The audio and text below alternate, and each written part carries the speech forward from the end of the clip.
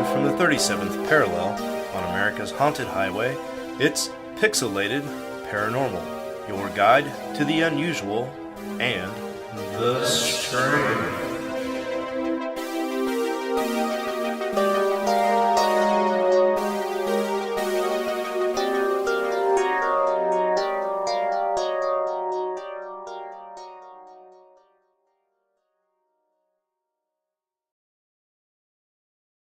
Oh, are we streaming now? Hey, what's up, everybody? Welcome back to Pixelated Paranormal. I am Sean. This is episode 339, and man, it just feels good to be back. It's been a while, and we're finally back in the saddle, and this should be a regular thing now.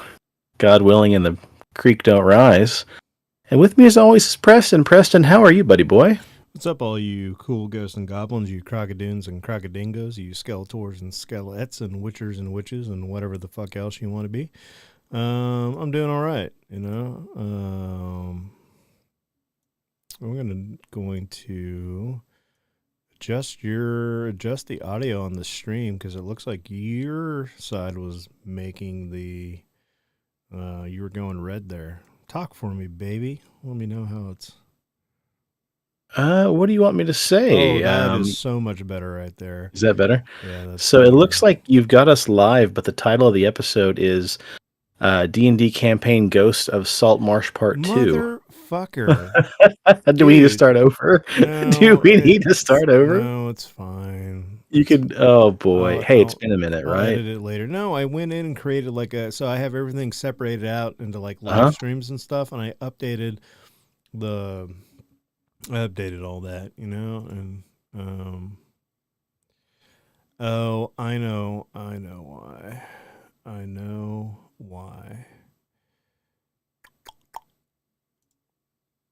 You know what? I bet I can do it right. And you know what? You can fix it live. You bullshit for a minute. Why do I got to keep the kids entertained?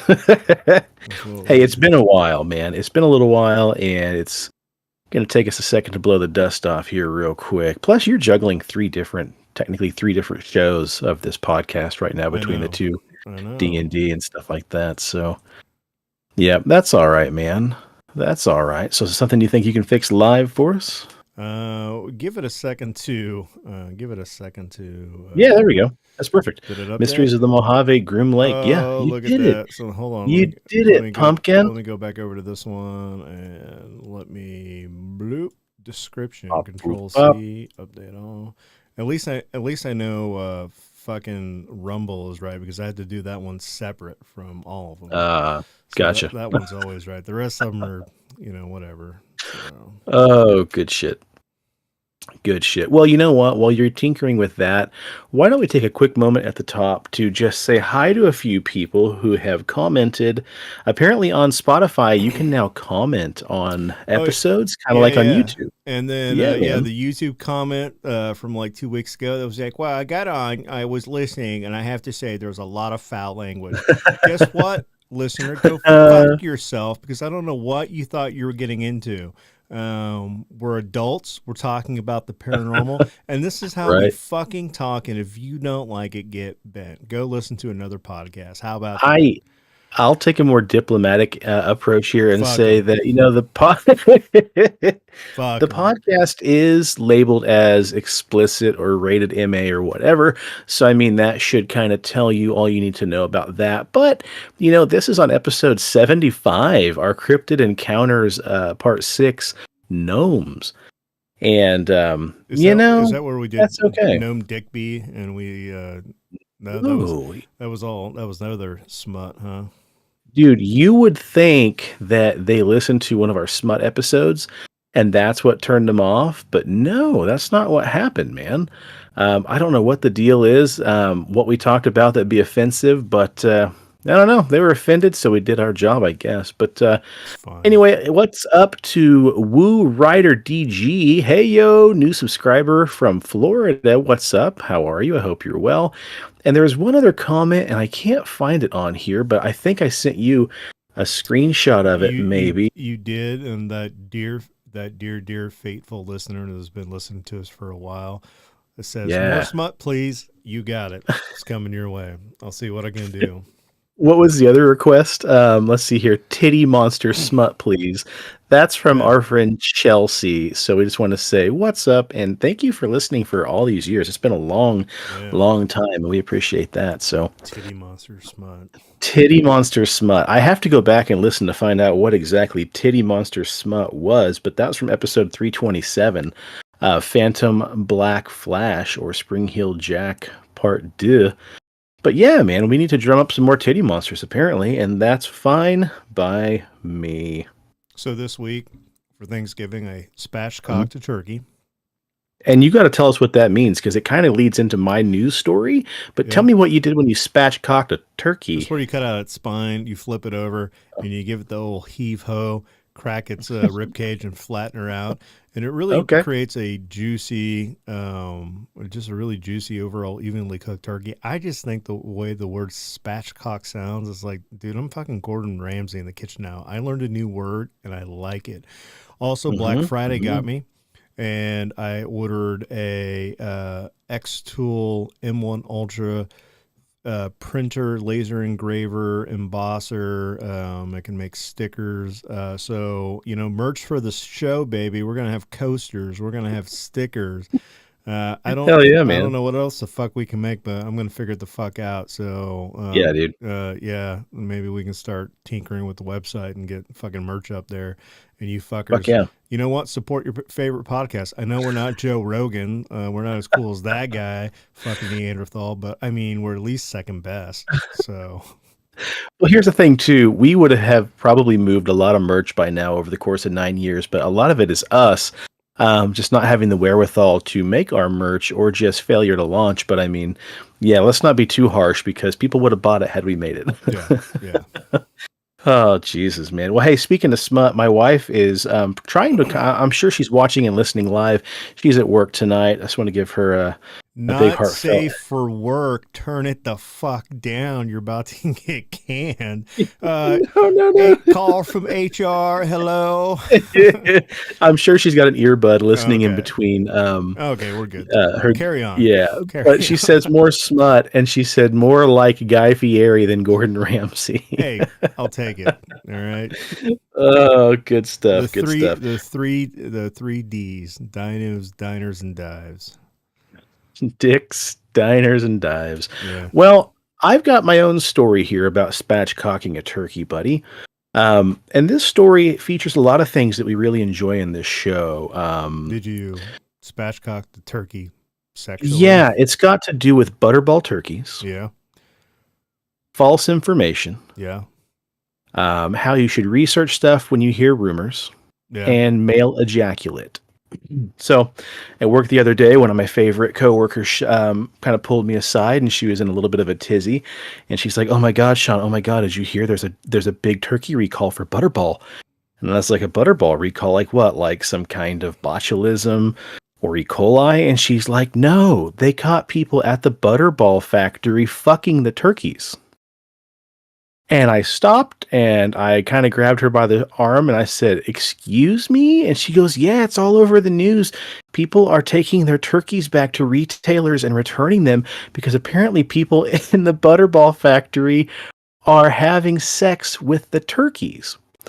Now, at that point, my brain hits pause and comes up with different scenarios. Are they having sex with live turkeys before slaughter? Or are they boning like turkeys, like they've already been killed, processed, they're getting ready to go in the shrink wrap, and maybe they're just, pulling the old American pie on like a frozen turkey? I don't know. I'm here to tell you folks, necrophilia, that's never the way to go. If you're going to do it live. Is that necrobestiality? Because it's an animal. Yeah, I mean, that's a whole rabbit hole to go down that we don't need to touch. I'm just saying, if you're going to do it, do it live. Dude, gross. I guess you'd rather have one than both. So, okay, so that's this for is you, the importance. Cletus, if you're listening. Now, this comes. Here comes the part about you hillbilly. Here comes the part about researching rumors before you just do a knee jerk and just run your butterball turkey back to Walmart. So, 20 years ago, PETA, the People for Ethical Treatment of Animals, got a video. It was some kind of surveillance video or hidden camera, and apparently there was somebody at a butterball factory who was humping a turkey. Now, I don't know if this means they were literally like, pants around ankles, just going at it with a live turkey, or if they were going at it with a dead turkey, or if they were fully clothed with their, apron on, just kind of like just dry humping a turkey, making their friends laugh. I don't know what happened, but there was a video that did surface from PETA.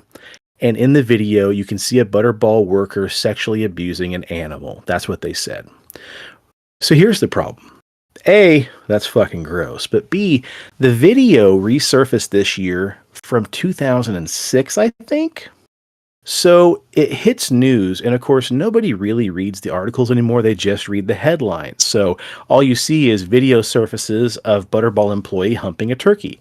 So people literally took that as somebody is squirting male ejaculate into Butterball turkeys before they get wrapped and sent to stores. And, a quick Google showed me that it was an old video. It doesn't give me the details. So, I'll give people the benefit of the doubt there. We don't know, again, if they were live dead or somewhere in between. But I did find my coworker and tell her, hey, this was not a story about a guy just boinking a turkey. Recently, it is from a couple years ago, but it did in fact happen. Yeah, so it's based on truth. Yeah, Shayla just texted me, is the story true? The story is true, boo. But I think it was just... again, a 20-year-old story, so it wasn't like people are just, jerking the turkey, so to speak. Don't jerk the gherkin, spatchcock the turkey. Spatchcock the turkey. But yeah, that just goes to show you, like, in the age that we live in now, like, you got to do a little research. Just a quick Google, hit up 3 different articles, see what you can find, and we would find that, yeah, this guy wasn't boinking in this year. This is, 20 years ago. But yeah, apparently somebody was humping a turkey. This is fortuitous because this actually ties in, I think, nicely to the rest of tonight's episode, especially when we get to Sean and Preston talk at the end. Where you have more turkey jerking coming up? No, but it's similar about doing like research and looking into it, because I think that everybody has missed the boat on tonight's episode with everything that we're going to talk about and moving forward into the age of disclosure. Do your fucking research, okay? Because I think that there's a lot of important and very relevant information out there that really tells you kind of everything that you need to know. Like, you kind of got to read. We're in the age of reading between the lines on the subject matter, but I think if you do that, you do your research, you Google search a couple different articles with, a couple different opinions, and kind of smash all that together and find the common talking points. Boom, you have your answers. But I digress. Yep. So carry on. Hey, good stuff, man. I'm always down for a good spatchcocking. Also, Hendrick's Botanical Gin. Okay. Is fucking amazing. So I got about 3 shots worth of their botanical gin in here. Mountain Dew, lemon juice, and a smidge of blueberry syrup. So I'm ready. Let's go. You are quite the dainty bastard. Let's fucking go. I'm killing off a caramel latte coffee stout. Yeah, that's all I got, man. Yeah. But I'm drinking it in a fancy glass. That counts. Well, tonight's episode brings us back after 15 minutes of intro, so that one guy that complained that one time is going to love this, but at least it's not chili recipes. Yeah, fuck you, dude. Okay, you and that person who's like, you guys curse too much. How about you go start your own fucking podcast? How about that, where the intros are short and the language is sweet? Jesus. Is that our new tagline, our new slogan, where the intros are long and the language is spicy? Yeah. This episode takes us back to kind of a common theme we had from last episode, Mysteries of the Mojave. So last time we talked about this badass book towards the end called The Desert Oracle, and we shared some stories of strange encounters that took place in the desert. And that's going to be tonight's theme as well, Mysteries of the Mojave, Groom Lake, and the Yucca Man. I actually did Shall we get into it? justice this time around. So We did. And Preston, you wrote the majority of this episode, man. So I just want to say thanks to you, Boo. Yeah, you're welcome. Every now and then I feel like I got to do the heavy lifting around here. I felt bad because the last couple episodes you've been doing all the heavy lifting, and the one D&D episode, like everybody shits on poor Quasga, and I feel bad for you. You're just misunderstood, little guy. So yeah. I real quick, when I was at the liquor store tonight, I was talking to the guy who's one of the beer Sherpas there, and he was saying, talking about D&D, because there was recently a D&D stout that got released called D20, and they were going for $50 to $60 per bottle. And I asked him if they got any. He said they got 6 single bottles, and they all sold at the price point of $59. But I got to talking about that, and I was like, yeah, dude, D&D is something I never thought I'd play. Like, it's just not in my wheelhouse, and we're going a little over a year now with this campaign.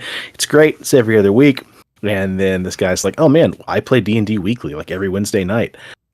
And I said, yeah, our DM wanted to play every other week, and now he has an alternate game on the opposite Mondays, so he's going, 2 stories at the same time, asked if I wanted to play a second story, and my answer to him was, fuck no. I love what we're doing. I'm having a blast. There's no way in hell I could even have the energy to try to play a secondary campaign, let alone just 4 weeks out of the month. But having a blast with that. It's a good time.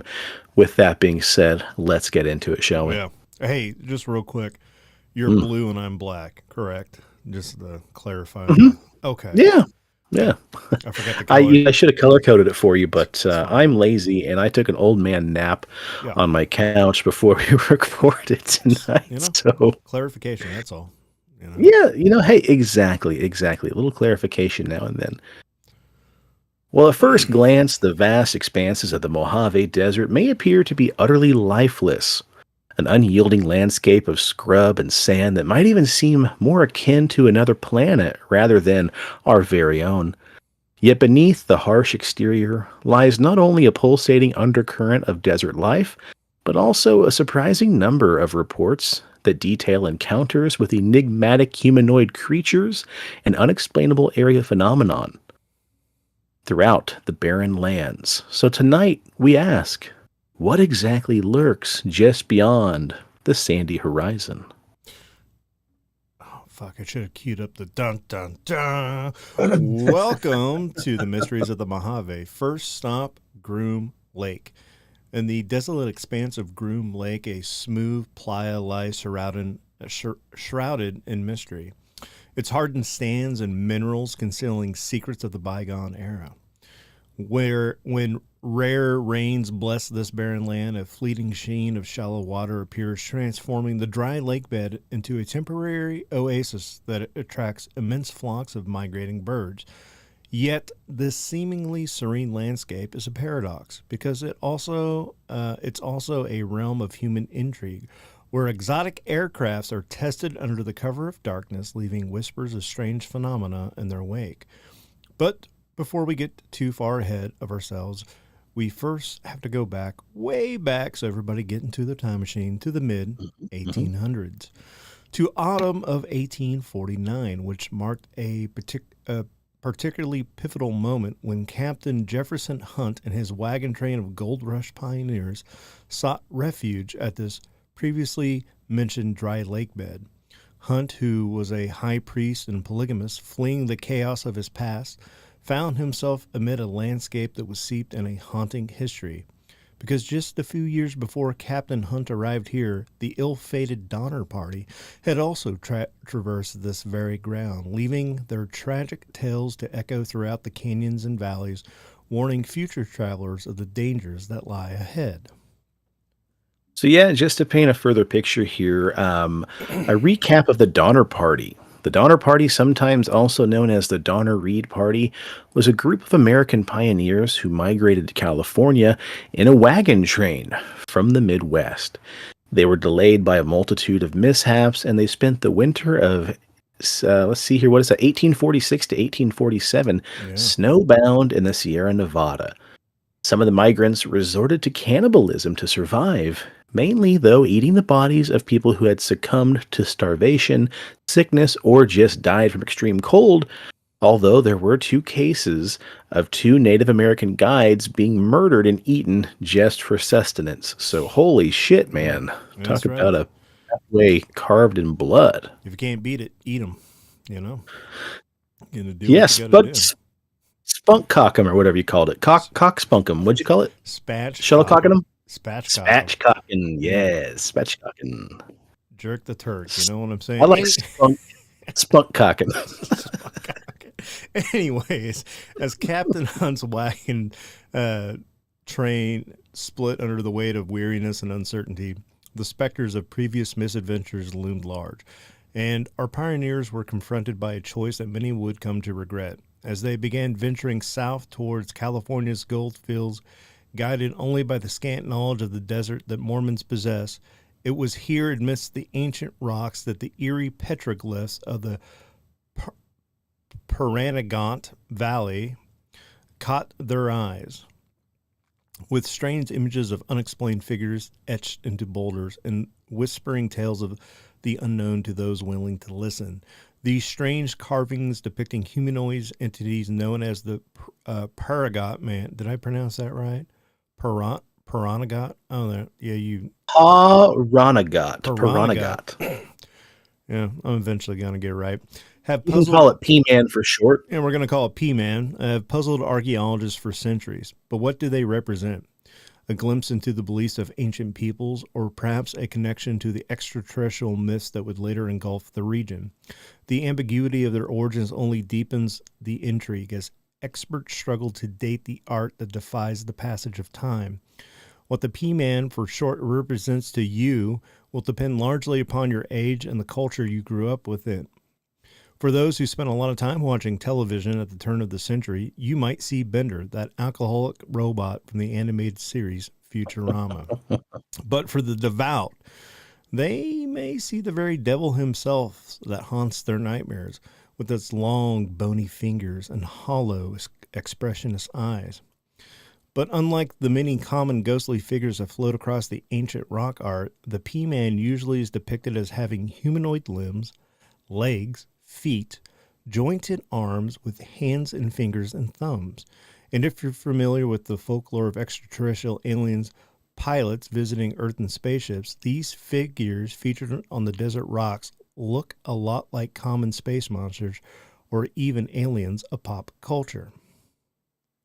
So, I mean, imagine this, dude. Like, you're Captain Hunt, and you're kind of traversing across unknown territory, and like you're stopping by caves and these cliffs, and you're just seeing like stick figures and like people riding horses with spears, and then these fucking big, gangly, robotic alien-looking things. Like, even if Hunt himself didn't really experience anything paranormal while he was traversing, through Nevada and California down to Utah, like it's still got to be chilling just to be out there in this open desert wasteland, just seeing these things, thinking to yourself like, oh shit, are there like giant monsters out here? Like, what the fuck are those?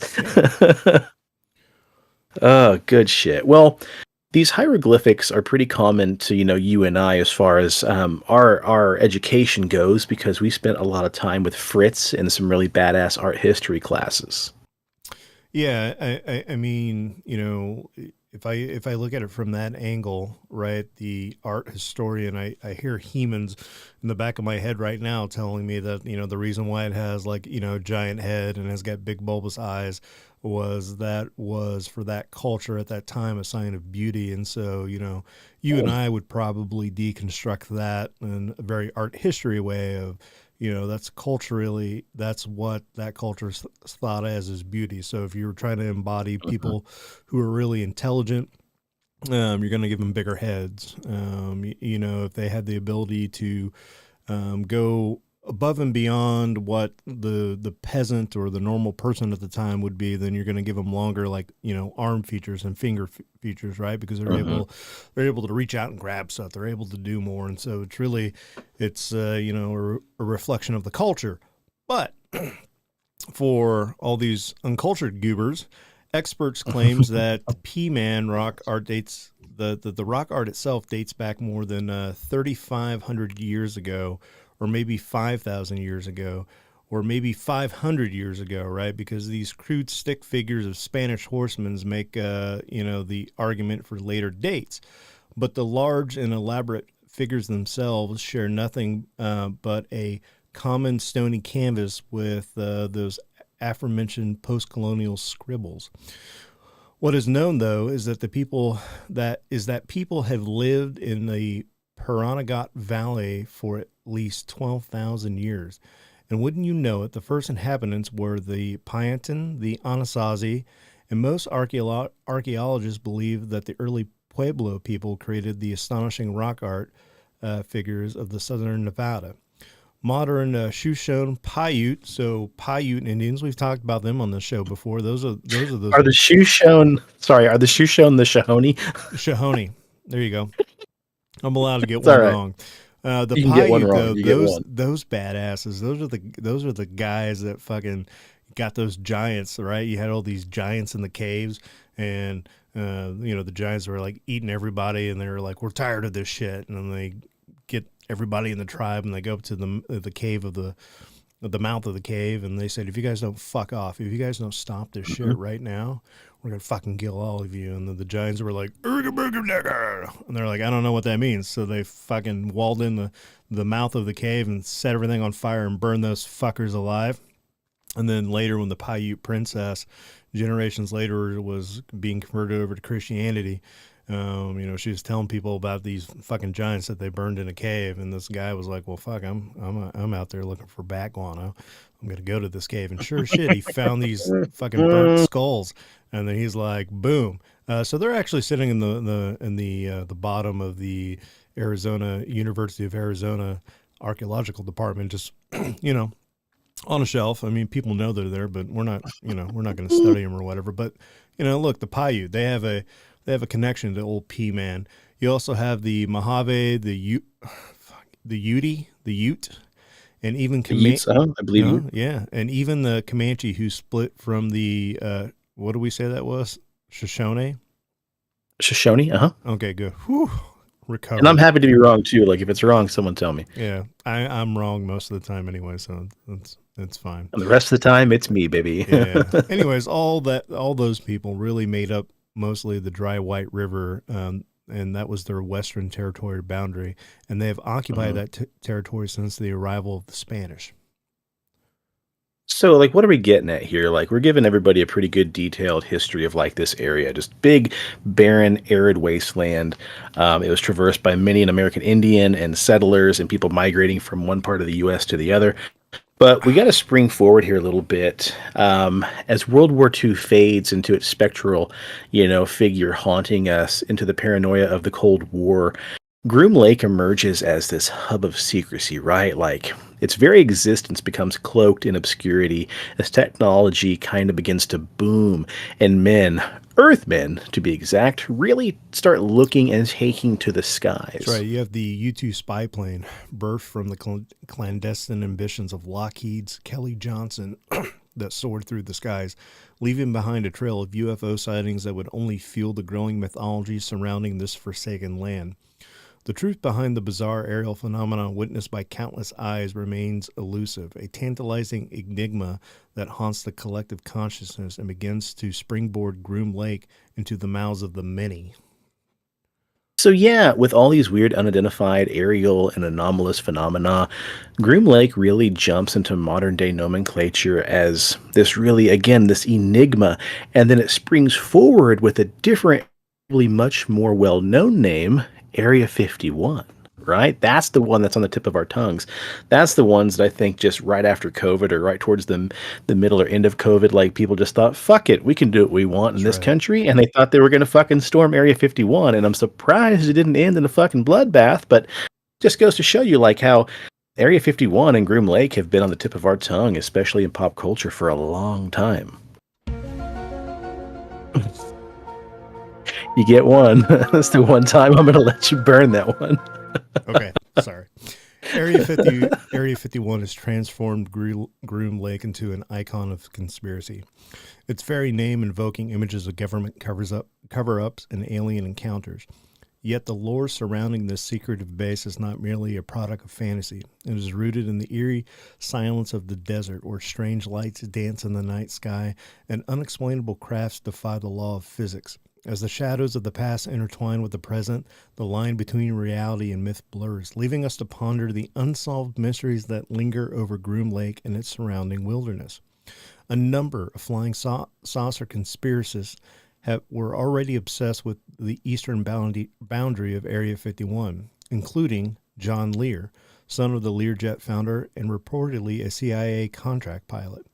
It was John Lear who brought a KLSA TV reporter named George Knapp into the flying disc subculture in 1987.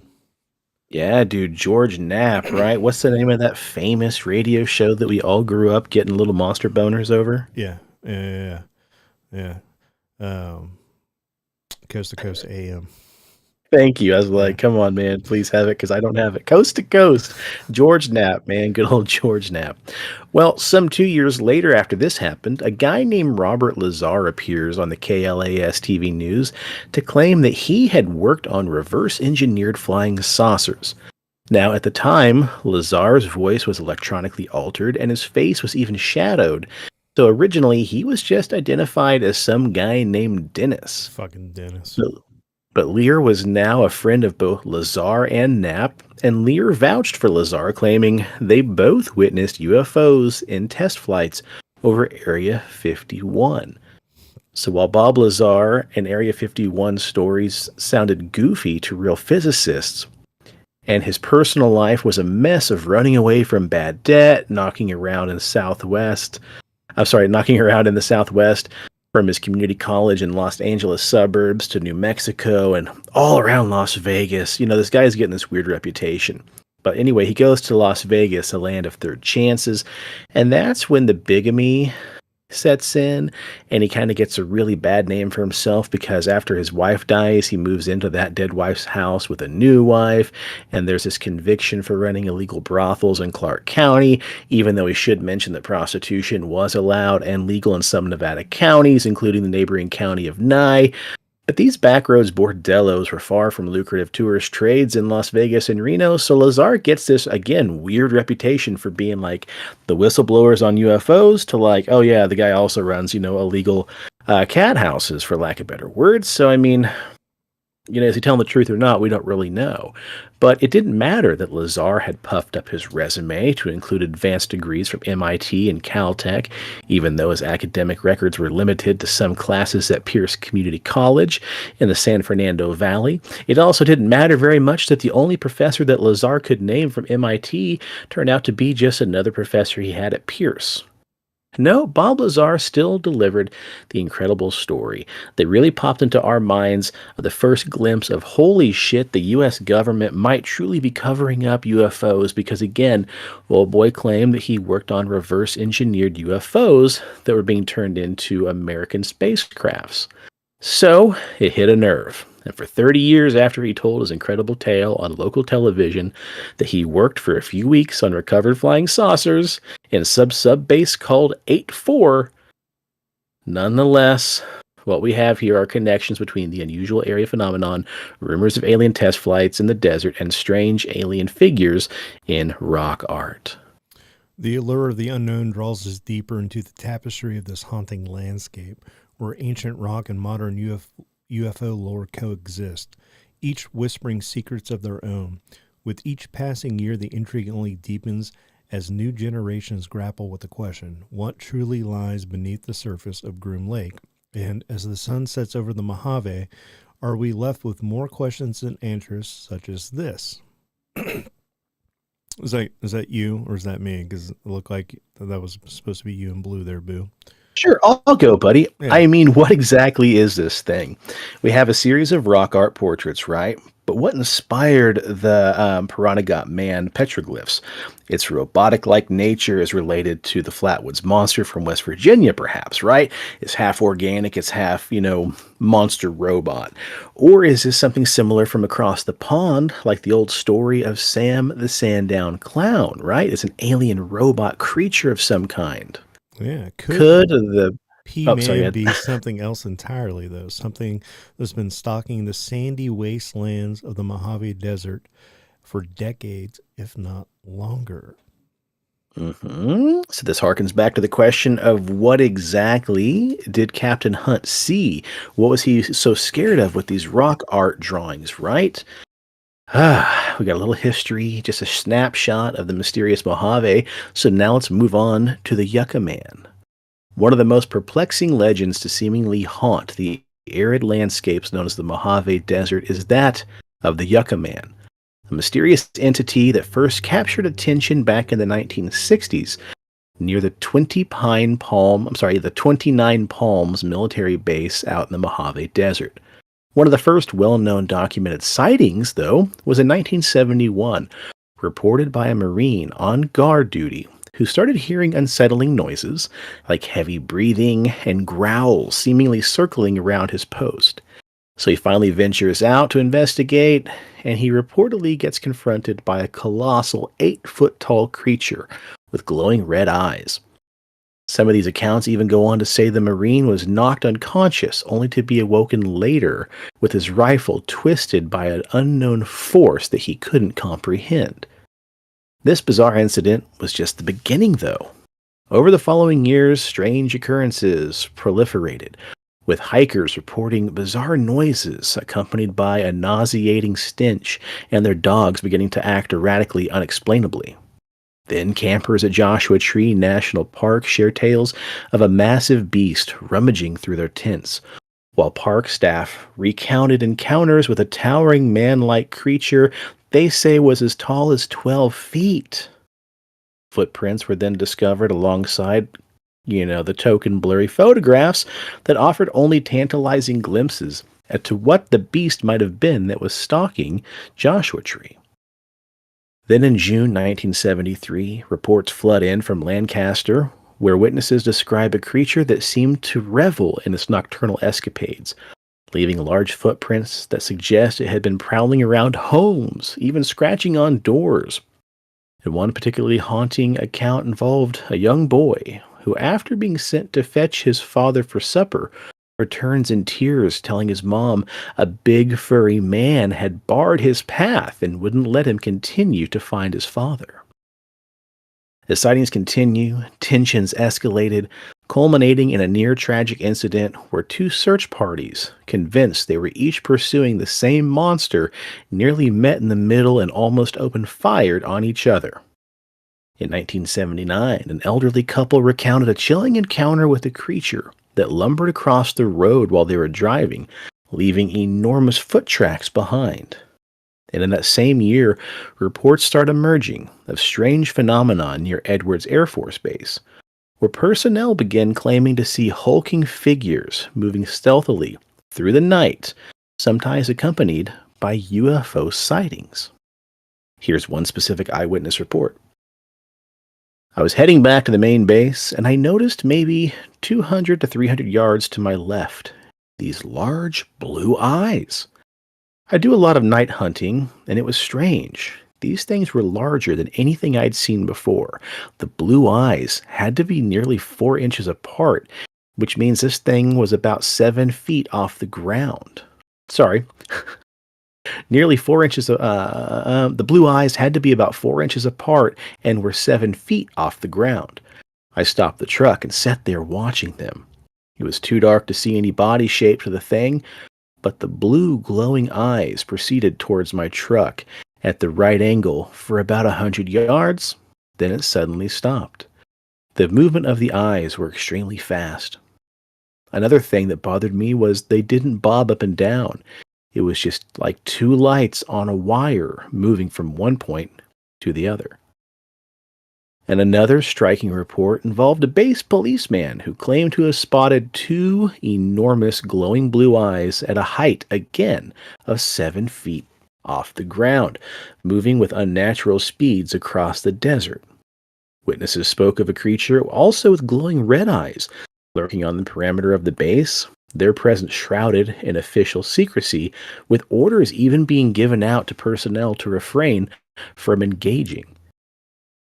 But the mysteries don't end there. Encounters with otherworldly beings continue to surface, including reports of a shadowy figure and even more elusive shape-shifting entities. Slow down, What could enunciate your words, and take a drink.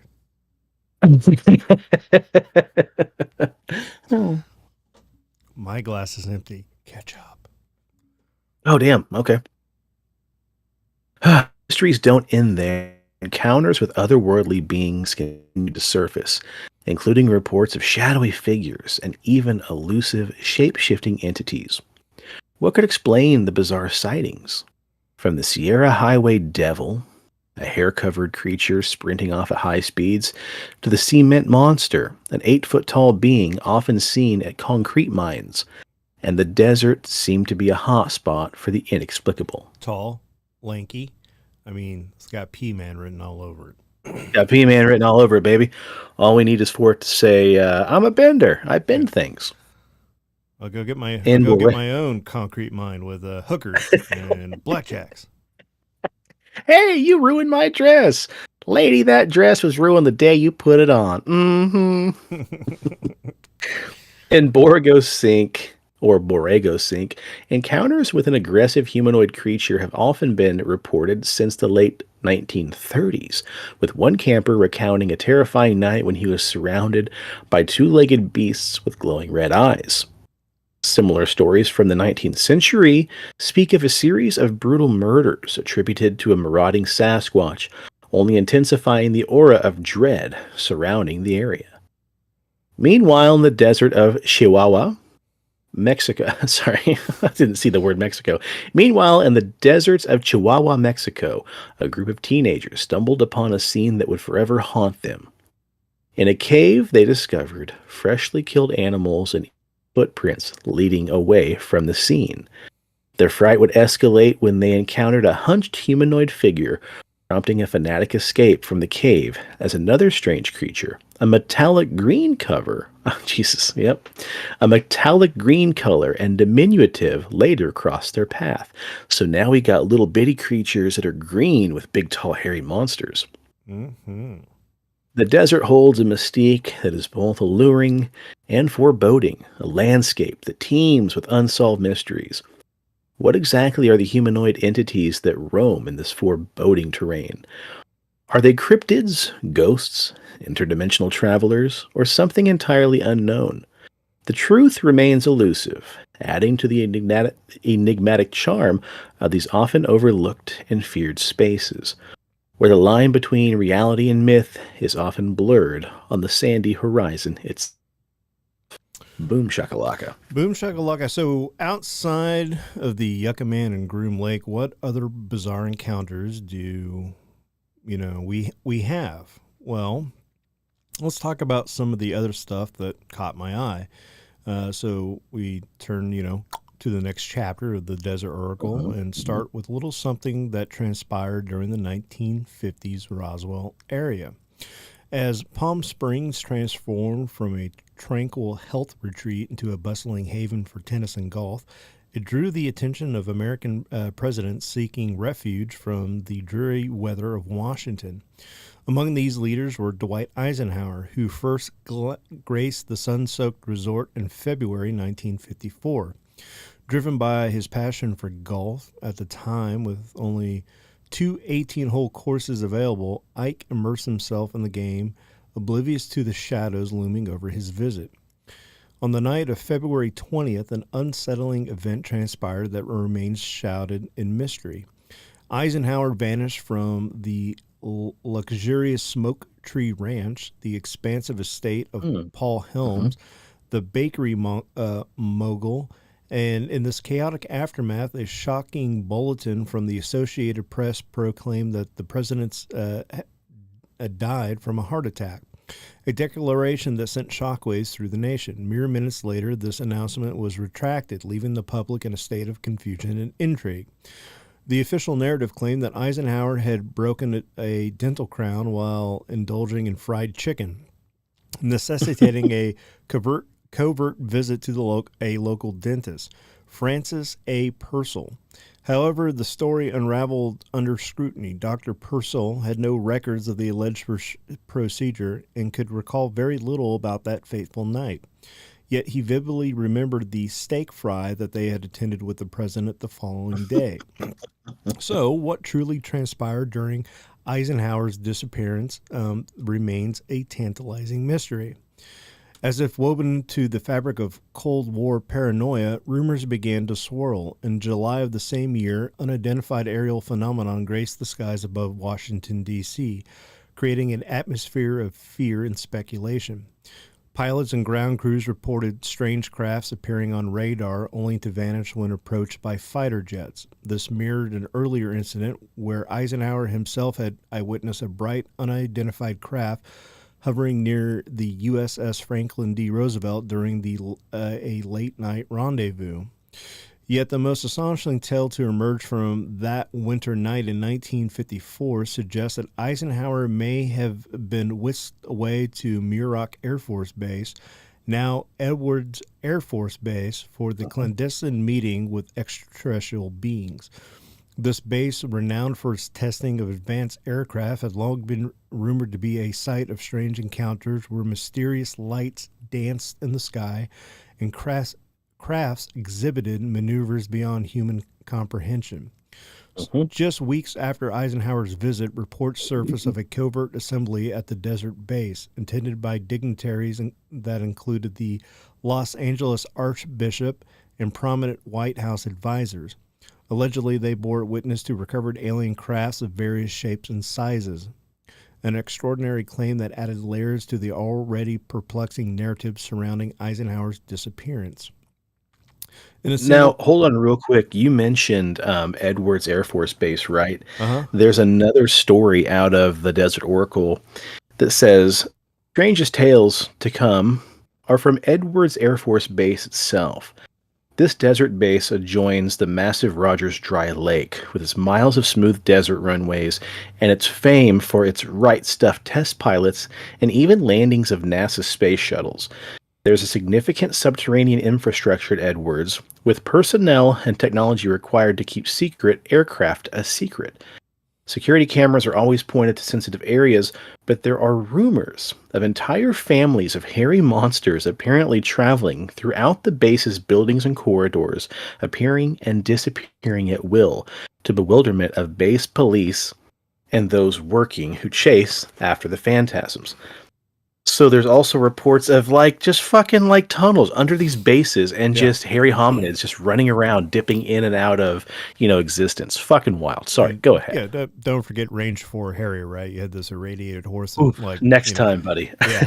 So all sorts of crazy crap, right? So in a single winter's night, the president is said to have experienced a heart attack, received secret dental care, witnessed identified aerial phenomenon, and engaged in a diplomatic mission of cosmic significance with the fucking, head of the Archbishop of the fucking Catholic Church out of Los Angeles, right?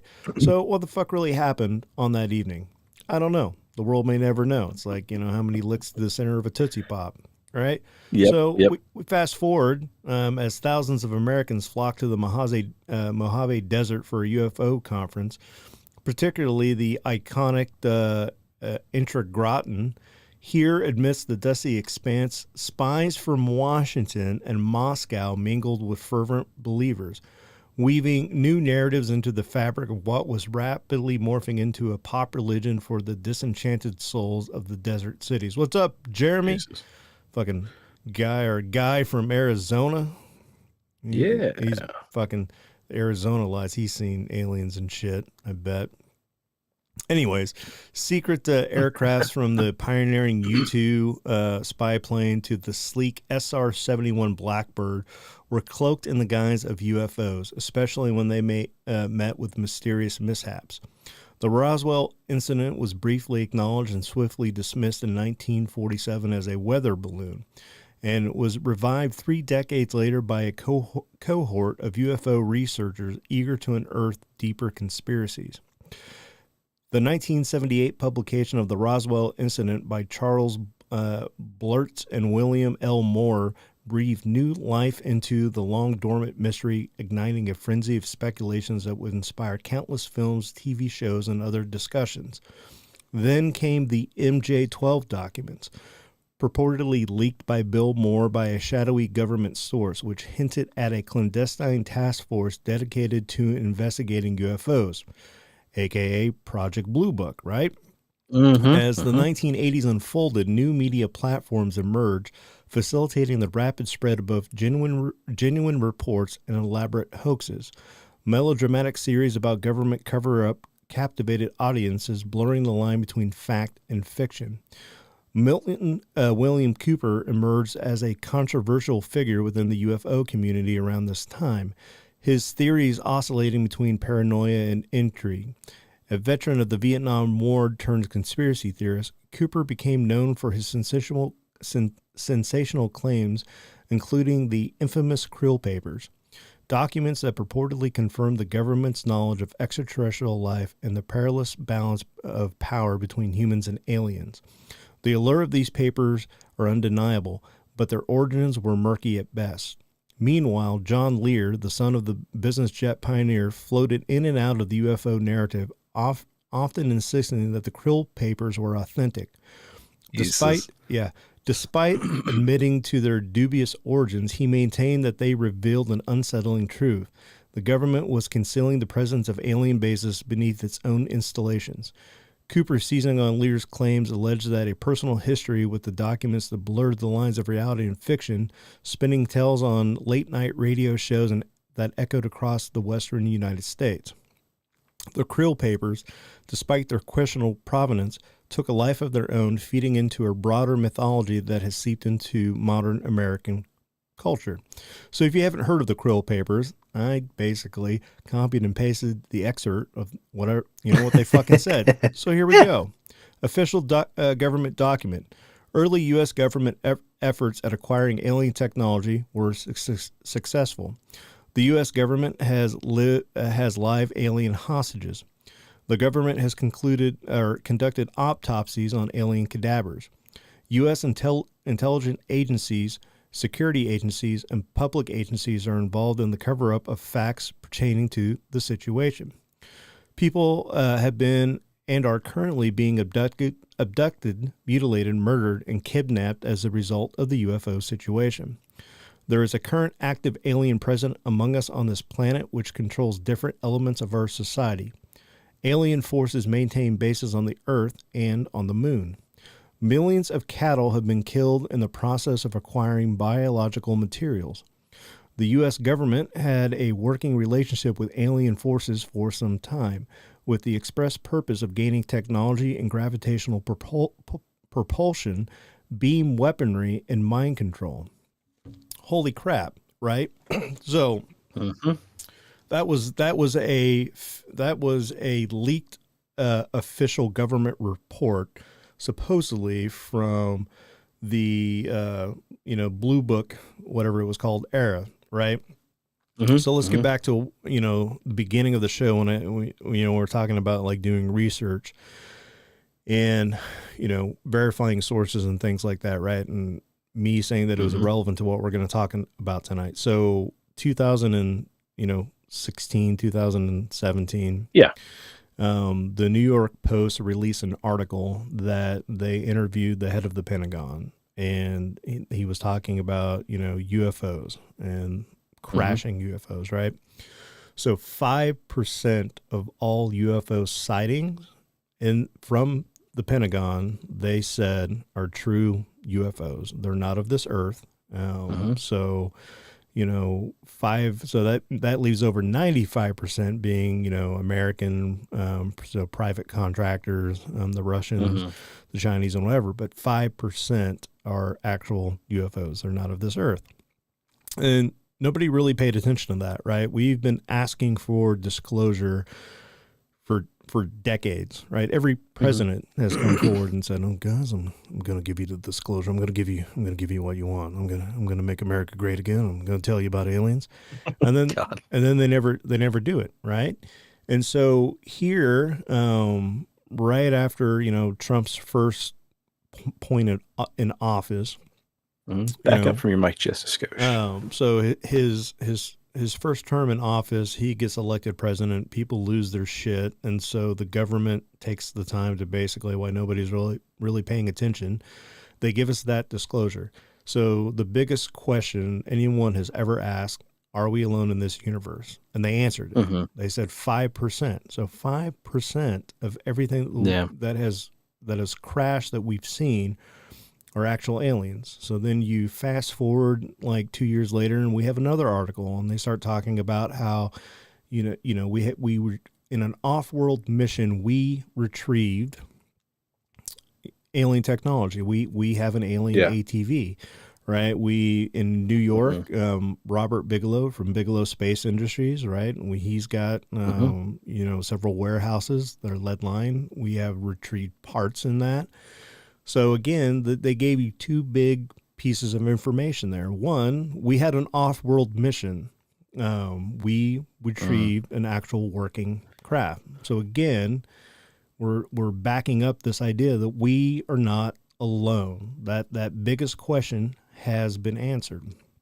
And then we fast forward to last year, and the God, what dumb name did they give it? The study of UAP, for Congress, whatever that. It was ATIP, and I mean, I should know this. I'm reading Lou Elizondo's book right now, and he just talked about it, and I can't think of it. But I mean, it was ATIP, and then it was something else before that. So basically, it's the modern version of the Blue Book investigations. Okay, and so this time it was actually put together by a congressional hearing. So Advanced Aerospace Threat Identification Program. Is that what you're talking about? Yes. ATIP. Yep. AATIP. Yep. So you have David Grosh, who is heading this, and he goes before Congress, right?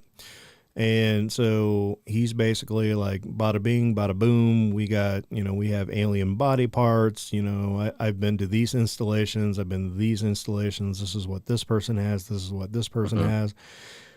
One of the congressmen, he's got a large amount of money in, Learjet and what's the other one, the big military contract, Lockheed Martin. And so he's just like, I don't know why we're talking about these aliens, everybody. I mean, aliens, come on, guys. This ain't the fucking 60s. I mean, come on. China is more of a threat right now than UFOs and green people. Come on. And they tried to shut it down. And then it came out that Grouch is not really a reliable person to be believing, right? Even though he testified before Congress, he was a Marine. He was in the military. He had some PTSD. He tried to kill himself. Like, he's fucking batshit crazy. A lot like what they did to what was the guy that we talked about earlier in this episode? I'm bad. Lazar, right? Lear. No, it was Lazar. Was it Bob Lazar? It was Bob Lazar, right? So Bob Lazar is crazy. He fucking moved his new wife into his old dead wife's house. He ran a prostitution ring. He didn't even go to college. He went to a fake college. Don't believe everything that this guy said. So, you go to now, you fast forward, any time that David Grouch does an interview and they say, okay, hey, I want you to follow up with this, tell me about this situation. He buckles it back down. So I'm not clear to talk about that anymore. Well, what changed? Yeah. Well, I got too excited.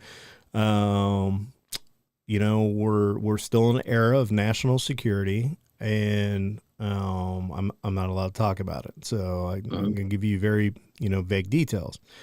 So that's very interesting to me. So let's dissect that for a minute. So he talks about how the earliest known, or one of the earliest ones that I can talk about of a retrieval, was during the early part of World War II. So we're talking early 40s, when there was a plane or a UFO crashed in Italy. The Italians recovered it. They didn't know what to do with it. So they gave it over to the Germans. Now, America knew about it. Russia knew about it. China knew about it. Everybody knew about it. So when he says that's the earliest one that I can talk about, it means that it's not a secret. No other government agency cares about it. So I can tell you that yes, this in fact happened.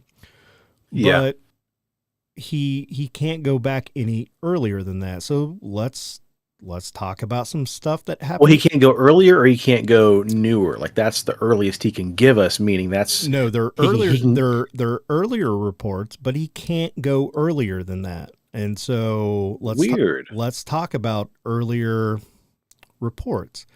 1908, 1912, in Texas, you have a airship that crashed into a silo, right? It was recovered. They buried the body. There was all this, you know, we recovered it on the show, right? So, you know, our government obviously got that. And let's keep in mind the whole 5%. So if 5%, hold on, that was Aurora, Texas, and there was a monument built by the city for the dead alien, right? For the dead alien and the incident. Yeah, correct. Yeah. Okay, so let's go back to the whole 5%. So 5% of all UFO sightings are actual UFOs. They're, you know, the government admitted it. Okay, so the biggest question has been answered. I'm going to go back to this, like, holy shit. So that means that 5% of all UFO abduction stories are real. That means 5% of all stories of previous that we've covered. So this Aurora, Texas, that could fall within the 5%. But the reason, that's what's scary is 5% of all cases is a lot. It's a lot. Even one case is honestly like jaw dropping because one case is evidence that there is some kind of life out there besides us. Well, they've already confirmed that. So 5%. So why is there this security thing going on, right? Well, the Russians, if you think about from a security standpoint, so if the Russians over the years haven't built up intelligence on us, and then, you know, we go back and say, you know, hey guys, in 1908 this happened, we did this. In 1920 we went back and did this. In the 70s, guess what? That was us. Then they're able to kind of go back and figure out what they got right and what they got wrong, and they're able to confirm a lot of their intelligence that they've gathered on us over the years up to current. So that's the big problem that we have. Why everything is national security. It's not because the government's fucking cares that you know about aliens. They already admitted that aliens are real. All right, get the fuck over it. But they're not going to tell you all the different shit that they've done. Yeah. Because one, they don't want the Russians to know, because then the Russians are going to be like, hey, remember that time in 1970 when fucking Jerry got like vaporized and we thought it was the Americans? We're like, those fucking idiots don't have that technology. We release that, hey, guess what? There was a crash and blah, blah, blah date. We backward engineer, and all of a sudden it's like, fuck, those motherfuckers. Well, yeah. And speaking of like Germany and stuff, like that harkens back to World War II and the Foo Fighters, right? Yeah. Like, I believe American pilots coined the term Foo Fighter, but like, that's not to say the Germans didn't see the same shit, or, you know, the British didn't see the same shit. Like, there was, you know, anomalous balls of light up there while we were sitting there having dogfights back and forth. Like, both sides all saw the same shit. It's just we hear about the American side of it, where the Germans probably did as well. Right. What's that thing called? The Nazi bell and the Wunderwaffen? Yeah, yeah, all that shit, man. Yeah. Which, you know, so we have this technology, and, you know, we talk about, you know, well, what is the, you know, like level 2, level 3, level 4. Oh God, I shouldn't have drank. I drank too much. Sometimes I get very philosophical, and I'm just I impress myself. But so when we talk about like civilizations and culture and everything, so you have type 1, type 2, type 3, and type 4. All right, so type 1 civilization. So, you know, they're interstellar, so they're able to travel interstellar and they're able to do things. And then type 2, you know, technology has progressed even farther. So, you know, think of a type 1 as Star Trek. So everybody's got a fucking Enterprise, and, you know, they're able to go on missions and stuff. Type Type 2 would be more like like Star Wars, right? You have a galactic empire sort of thing, so you have like multi-star systems coming together, and and then you just keep going. Right now, we have the technology to be a type 1, but the fact that we can't view ourselves as one species, right? The fucking Russians are our enemies. The Chinese are our enemies, right? We're holding back knowledge. Like we give the public a piece. We tell you that UFOs are real. There are aliens, but you know what? Go fuck yourself, right? It's like being a kid and discovering that Santa Claus is fake. I don't have to tell you all that other shit. I just told you Santa Claus is not real, right? I gave you the answer. Now you go figure everything else out on your own. And that's what they did to us. And we're always going to be held back from that type 1 civilization until we get past that everybody's our enemy. We have to be able to come together as a society and use that for good to be able to get there. And, Grush has let things slip. Like, okay, a large chunk of our technology that we have, have given to the public in pieces, right? That's been from downed UFOs, but guess what? We also have archaeological UFOs that they dug up, right? They found shit out in the desert that's thousands of years old. So that's like holy shit, like archaeological stuff, and then some of it is, he said that, if it's not archaeological, if it's not crashed, it's because they gave it to us. They know we don't have the ability to get to a type 1 civilization yet. So it's fucking humorous for them. Like, hey, guess what, you backward monkeys, figure it out. Like, here's this technology, like, good luck. Like, we're not there. And so, well, we're not there because, like, you take these, like, let's just call them whistleblowers, like Grouch and Lazar, and even Elizondo. Like Rob and I were talking about Lou Elizondo earlier. I'm reading his book, and I think the problem is, like, and you can loop Whitley Strieber into this as well, right? Like, an individual has an unexplainable encounter or experience. Like, let's just talk about Strieber. Strieber goes out and he writes Communion, and everyone's like, oh shit. And you have two ways of thinking. Number one, oh shit, a guy wrote a book and it got published about his abduction by aliens. Or two, you have a fiction writer wrote a firsthand account of an alien abduction. So which one do you sit in? Do you sit in the camp of like, oh, a creative writer wrote a story?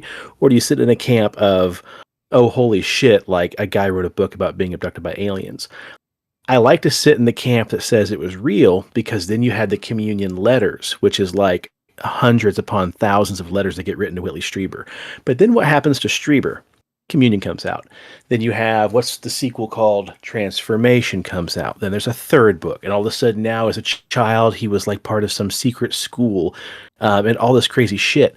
And everyone's like, oh yeah, fuck that guy. Like, never mind. That story was fun. But now he keeps on and budding. And you have Grouch who comes up and he's like, yeah, blah, blah, blah, aliens. And everyone's like, oh, fuck. And then Elizondo, he comes forward and he's like, yeah, I worked on UFOs or whatever. And then you have, Lazar.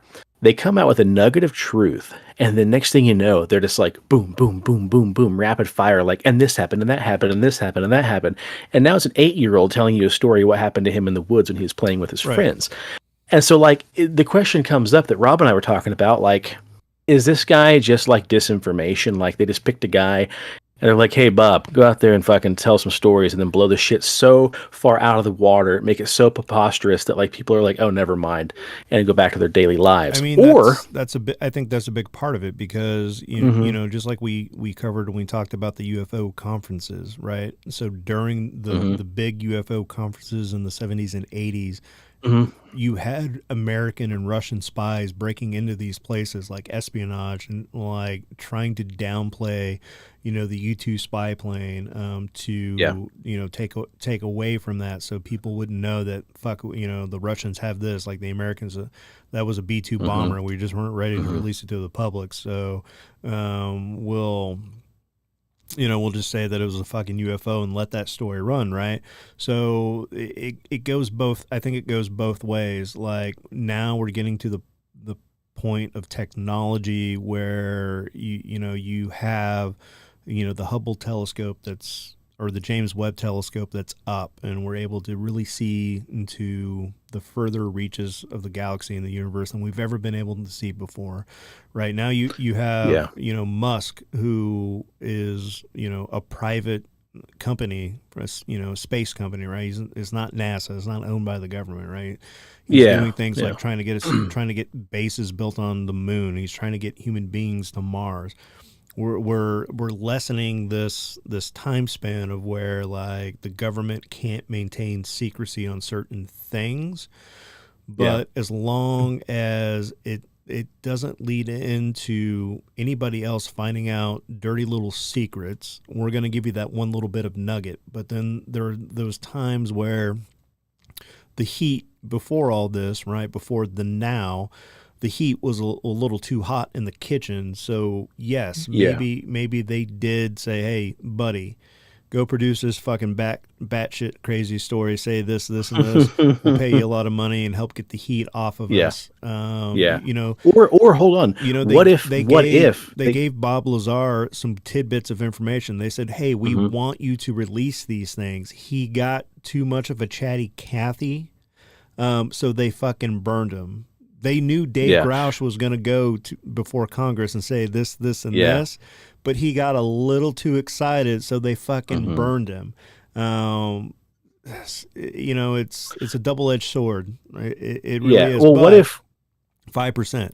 5%. You keep going back to 5%. I'm going to go back to 5%. So let me build on what you just said. What if people like Lazar and Elizondo and everybody come forward with a grain of truth, and they spit it out before they can be silenced or like paid off?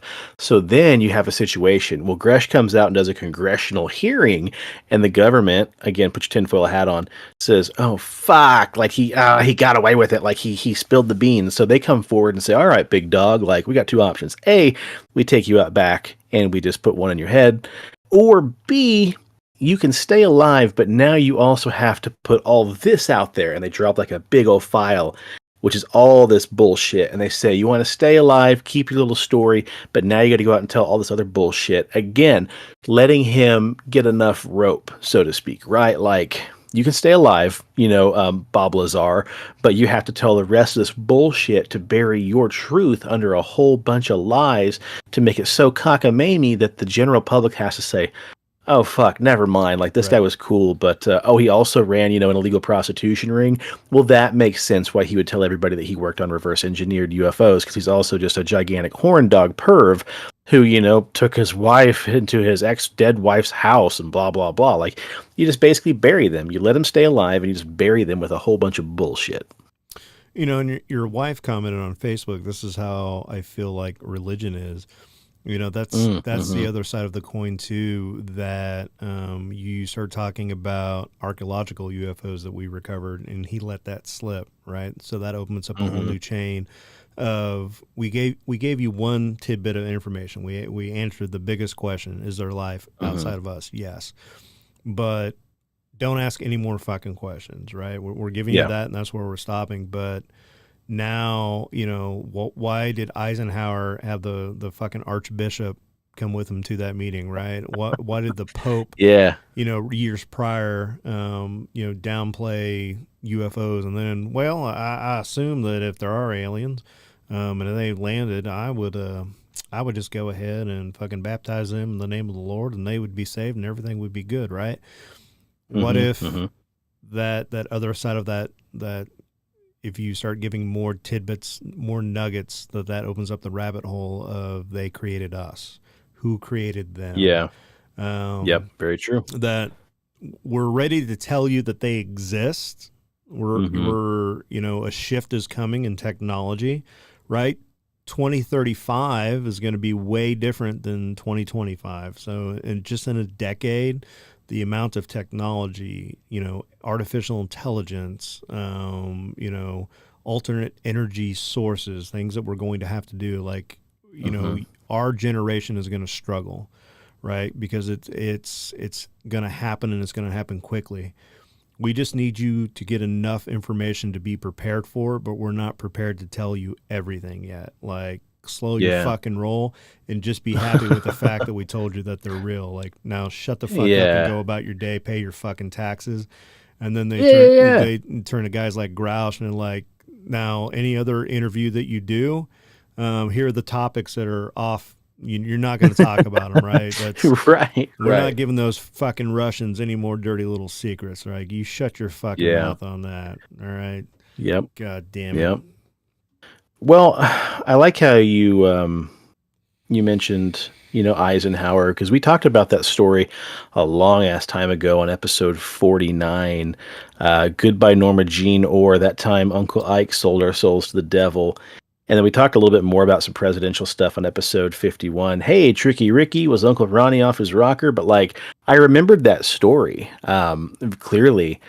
And I'm glad you brought that back up. I'm surprised it was mentioned in that book, but that's pretty good shit. And also, you talked about trying to bring everyone together as this common race and become this level one, what you call it, society, or level one. Yeah, type 1 civilization, right? Type 1 civilization. That goes back to for all you Trekkies out there who are getting a boner now. Fucking dork. Yeah.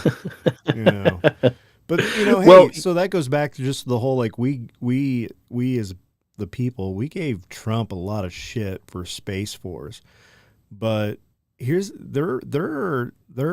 a guy that broke into fucking NASA, right? He's fucking in Europe right now, and they're trying to extradite him, and the government's pissed about this guy because he fucking broke in and he found documentation of fucking the USS Carlson or whatever, right? That has personnel, but they're fucking Star Destroyers, and it's been going on since the fucking 90s. And so he's like, oh yeah, dude. Probably before that. So there's been space. It probably Marines. goes back to, hold on. It goes fucking RFK, man, Robert Kennedy. Yeah. This dude, not Robert F. Kennedy. Holy shit, not Roosevelt. His fucking crazy. No. It was Ronald Reagan. It goes back to Ronald Reagan and fucking Star Wars. And you talked about trying to be a level 1 society. Fucking Reagan tried that shit with who was it? Gorbachev, right? They had that meeting. And they stepped out and took a walk and went to this one little isolated cabin. And Gorbachev came out and famously said the conversation was Ronald Reagan asking me, hey, real quick, if shit hits the fan and we get invaded by aliens, can I count on you to back me up? Right. And then, Gorbachev said, yeah, but you have to promise basically that you're going to do the same shit. If we get hit, you got to come rescue our asses. Yeah. So, Reagan, so that shit goes past the 90s. It's back in the 70s and 80s, man. I'm just saying 5%. 5%. But here's the problem with Space Force. Hold on. You said we gave Trump so much shit. I still give him shit because the idea it's a dumb that name. the U.S. It's a dumb name. Well, no. The name's fine. It's a dumb idea that the U.S. is going to monopolize space police. Again, this should be a whole fucking planet Earth thing where we unite and we come together, because if you're going to be oh, we're the big dogs, and you know what? America owns outer space. That's kind of fucking stupid. But here's the thing, though. It's already been a thing. And when you start saying hey, this is real, and we got to start kind of pushing us forward to that, it's one of those things where they're hey, you know what? Just go ahead and make it a thing. Just fucking call it whatever. Yeah, but it needs to be. There needs to be a whole separate UN for this shit. Right. What if we get up there with our little, bauble light on top of our shuttle, and it's flashing red and blue lights, and we see, oh shit, there's China, and China also has a police cruiser up here. Well, yeah, because no one owns fucking outer space. So, maybe it shouldn't just be one country that tries to police the entire fucking galaxy. Right. This sounds like it should be, again, going back to Star Trek, it should be a humanity thing, not just oh, this is it's like the Highway Patrol, man. Nope, this is my county. You're out of your jurisdiction, China. The Chinese right now are just they have the fucking dollar store versions of the Star Destroyer. I don't think they do, dude. I think they're getting shot down all the time. That's why they're just oh my god. Yeah. Right. That's a red herring. Yeah. Oh yeah, we saw UFOs. Oh no, it's just some, Chinese college students who put a fucking hot air balloon. Yeah, look over here. Hey guys, Bart's doing something. Yeah. They're just making a diversion. Meanwhile, they're launching all these fucking, UFOs, and they're Oh, making their own space fleet, man. they actually got themselves in trouble with the UN like 10 years ago. Glad somebody else is. Yeah, there was this accord where like when we were putting like all these satellites and stuff in like outer space and like low orbit, the UN put a deal like you can't weaponize them. And China was like, dude, fuck that. Like, we're going to figure out how to weaponize this shit. Like, we don't trust any of you bastards. And so they did this thing where they sent up a satellite, but inside of it were like little tiny, like, vacuum cleaner robots. And so they Are you just telling me the story of Twister? Are you talking about Dorothy? Yeah, so they start fucking like blowing up like all these satellites, and then like they release the robots to quickly clean it up so that it wouldn't like fly back down and cause like debris, so they wouldn't get themselves in trouble. But they like something mishapped, and like all of a sudden like this like huge chunk of space debris like landed over in Europe, and they're like, "What the fuck, China?" And they're like, hey, it's not, we haven't worked out all the kinks yet. Hey, if only America had their space cruisers up here kind of policing the place, right? Hey. So, yeah. Shayla said, damn, that was deep, Preston. I feel like you're giving a speech to the people on Independence Day. I mean, yeah, I think that, it baffles me that they come out and they say that, and it just got washed over like it's not a big deal. Like, how long have we been talking about like UFOs and aliens prior 6 days? Yeah. Yes, like 15 years, right? Like, right. It's been a long time. Like, just as a kid, right? Like, that's one of the subjects, like X-Files and all that has interested me. And it's like, well, you can't really, I can't fucking go to school and like talk about this in detail because you're like, you believe in aliens, you fucking idiot, right? And now they've answered that. Like, it's a real deal, and people are just like, well, I mean, fuck, whatever, man. Yeah. Well, the problem is, like, we're living. You still think aliens are real? Did you not read the fucking article? Do you not know what 5% means? Like, are you? I know, right? Are you fucking kidding me? Right? Yes. Yeah. Okay. Well, and you talk about glossing over shit, dude. Like, listen to this. And everybody, this is when I tell everybody, hey, go do your own research. But like, this hit Twitter, was it yesterday? UAP activity near Duke Energy's nuclear facility in North Carolina on November 26, 2024. UAP activity was observed near Duke Energy Brunswick nuclear plant in Southport, North Carolina. The sighting was shared by TikTok user I want to believe 715. No official confirmation has been provided by Duke Energy or authorities at this time, but there's been a shit ton of orbs, these weird lights flying over these energy plants. That shit's not hitting the fucking news, man. Like, those aren't in the headlines hardly anywhere. But like, if you want some really interesting reads, just jump on Twitter or maybe even Blue Sky and just look up UAPs, because there's been a shit ton of weird stuff, man. Like, there's another story that just hit about like a weird blue metallic sphere that just rolls up in an airport and then blasts off back up into space. Like, there's a lot of weird shit. And again, who's talking about that? Nobody. 5%, man. 5%. 5%. Yeah. Exactly. Well, holy shit, man. This went into an hour and a half nearly, so that's good stuff. Yeah. Yeah, come for the Mojave, stay for the deep thoughts at the end, man. I told you it was going to happen. You did tell me. And then Daddy got to drinking in his wood shop, and here you came, man, just like a boozed up English lit teacher. Well, I say we put a pin in it for now, but we should be back to regular recording Saturday nights now, guys. So why go out when you could stay home with us? Saturday nights, probably around 9:30, 10. We'll get back on a regular schedule next week. I guess starting this week. What do you want to cover next Saturday? Dude, I don't know, man. This Desert Oracle's fucking thick. So we can keep on diving into that, man. I don't know. We'll figure that out. We'll kind of go over that. But yeah, it's got a lot of neat stuff in it. But I was really impressed by how much real stuff's in here. I think we talk about Range 4 Harry.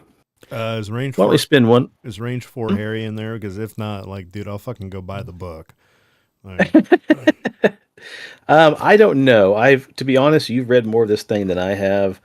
But yeah, there's something in here of talking about a ghost stag and some other stuff. I doubt Range 4 Harry's in here. It may be in the fabled second volume. But yeah, dude, let's talk about that. And then I'll do some more looking into some more UAP stuff, some of this more modern stuff, and see if we can share some footage, because there's all sorts of weird stuff out there. There's images, and again, images in air quotes. It could all just be AI of like mechanical jellyfish looking things that people are taking photos of. It's really bizarre. Like, we joke about, Trump, we joke about like just the bullshit going on in the world right now, but like, it's also a great time if you're going to drop some disclosure, like just fucking throw it out, throw it out back with the bathwater, and people aren't even going to pay attention to it. So, well, if you're on social media, please like and subscribe on the old YouTubes. On Facebook, we are the Pixelated Paranormal Podcast. Instagram is PXL Paranormal. We got Preston. Kick. Yeah. We're up like 2 subscribers on YouTube. We're still hanging out at like 30 on Rumble. So, nice. I mean, God, you fucking conspiracy theorists over there on Rumble should be you should be fucking like boning right now. Like, you should be fucking rock hard. What? Like, subscribe, and share it with all your friends is what we're saying. Anyways, need a beard, want a beard, want to grow the best damn beard possible. Introducing Big Dob's Beard Balm 2.0, because beard butter is better. Aliens have been watching, and they want to know the secret behind those magnificent, that word, say it for me. I'm too magnificent beards. Our government covers up hiding the truth about the power of beards. You bet they are. With Big Dobs, you can choose from out-of-this-world scents like bay rum, fresh, citrus, sweet tobacco, classic, and our new favorite, Spartan. It's time to unleash your intergalactic beard. And here's the deal, folks. Use promo code PXLPARA for 20% off your order. Don't let those aliens take your beard secrets. Grab your Big Dobs Beard Balm 2.0 today and join the beard revolution. Big Dobs, where every beard is a statement, and even the aliens can't resist. Get yours now. Get it all. Get it at Dobbs. Fuck yeah, man. I like that. Yeah, Alan, I'm sorry. I've been half-assing like the last 3 or 4 shows, so I decided to do... We've been half-assing for like 4 months, dude. Let's be honest. It's been a tough year. Yeah. It's been rough. Let's be honest. Yeah. It's been rough, but one thing you guys can do to help us out is we missed our 9-year anniversary episode where we normally share our listener stories. So if you're still watching or if you're listening, send us in your personal paranormal stories. Shoot us an email to pixelatedparanormal@gmail.com. That's one way to get a hold of us. If you want to be anonymous, just tell us, hey, please don't share my name. Give us a fake name. We don't really care. Just let us know us at the top. You can also send us a voicemail over here. Hold on a second. Why can I not find it normally? And that goes for you too, you 5%. Give us your stories. Come on. We know you're out there. Here we go. Sorry. Thank you for delaying. Send us a voicemail to Google Voice 913-662-3144. Leave us a little ditty. I think you can go up to like 2 minutes, so you can tell us, your little story there. If you need to call back and, tell us part 2 or whatever, you certainly can. But yeah, share your stories. I think I've got about 6 or 7 of them right now. So this Christmas, we'll do our listener story extravaganza, because again, with Christmas comes a thinning of the veil, and it is, long tradition to share ghost stories around the campfire, so to speak. So we'll share some really good stories this month coming up. Yeah, I got that book. So maybe like the After Range 4 Harry, or maybe we can do like a big 2-hour one. I got that book of Christmas cryptid encounters, tales of folklore across the world. There's some good ones in there. I was reading on the shitter the other night, and I said, "Oh my God, stuff we haven't covered yet. Got to do it." You are a stray cat someone tried to domesticate a long time ago. Yeah. Good shit, man. Also, a little shout out to Chelsea and also my wife, Shay Shay. We will bring the smut. Usually every December we try to bring some kind of smut. I don't know if we're going to finish the story of Krampus banging that girl, but we'll find some kind of... I mean, you say why not, I say why. Dude, we'll bring some kind of smut. Hot and heavy. He was like... Yeah. Tongue punching her fart box with that devil tongue, and we ended it on a high note. Like, the suspense is killing me. I want to know. Yeah. It's been a year since we, last visited that debacle. We'll share that as well, because, Christmas means more smut. So, Awesome. In the Wichita area, stop by and see our dear friend Leslie and the rest of the gang at CD Trade Post, Pawnee, and Seneca. Long live physical media. Folks, if you love movies and film and everything else, jump in there, grab yourself some movies and stuff. It's all used, it's all high quality, but I mean, there is a problem with censorship and editing, and if you lose physical media, you have to rely on this digital crap. And I mean, it's really easy for someone to go in there and chip away at the master files, and then the next thing you know, you're streaming a show and it's missing an episode or two, and you never get to see it again. So please stop by, support your local physical media stores. Stop by, see Leslie and the rest of the gang, CD Trade Post, Pawnee, Seneca. With that, this is fun, man. I'm glad to be jumped on here. Hour and a half, baby. It feels good to be a gangster. I'm going to drink literally the last drop of this caramel macchiato stout and say cheers to the weird shit in the world and those of us that love to talk about it. And stay spooky and stay on the paranormal highway. The cast at Pixelated Paranormal would like to thank you for listening to this week's episode. Pixelated Paranormal is here to tell you tales of the fantastical, the strange, the unknown. Tales that will move you a little further down the paranormal highway. If you'd like to share your own listener story, we would love to hear it. Email us at pixelatedparanormal@gmail.com. Again, that's pixelatedparanormal@gmail.com. We'd really love to hear from you. Again, thanks for listening to this week's episode of Pixelated Paranormal, your guide to the unusual and the strange.